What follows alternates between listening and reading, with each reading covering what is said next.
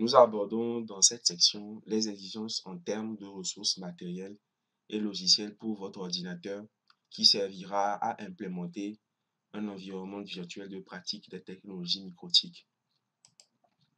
Donc, en termes d'ordinateur, vous pouvez utiliser un ordinateur de bureau comme un ordinateur portable à condition que certaines exigences au niveau matériel soient respectées. Donc, quand on parle des ressources matérielles, il s'agit du processeur, de la quantité de mémoire RAM que vous avez sur votre ordinateur et la taille du disque dur que vous avez dans la machine.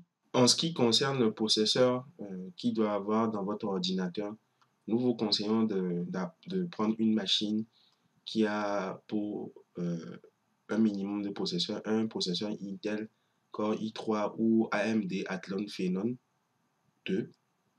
Et ce processeur doit supporter la virtualisation.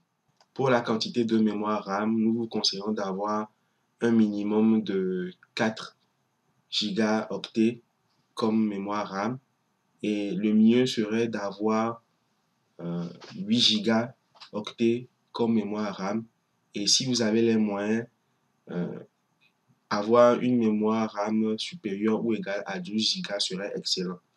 En termes de disque dur, il vous faut au minimum une capacité de 160 gigaoctets. Et si vous en avez plus aussi, c'est excellent. En ce qui concerne les exigences en ressources logicielles, vous devez d'abord avoir un système d'exploitation installé sur votre machine et les systèmes d'exploitation avec lesquels vous pouvez implémenter un environnement virtuel de pratique des technologies microtiques sont les suivants. Vous pouvez employer un système Windows, un système GNU Linux, c'est-à-dire Debian, Red Hat, etc. ou un système macOS. Une fois que vous avez un système d'exploitation installé sur votre machine, vous devriez installer un hyperviseur de type 2 et les hyperviseurs de type 2 que nous vous recommandons pour ces pratiques sont Oracle VirtualBox, VMware Workstation ou bien VMware Player si vous êtes en environnement Windows et Linux. Et si vous êtes en environnement Mac, on vous recommande d'utiliser VMware Fusion.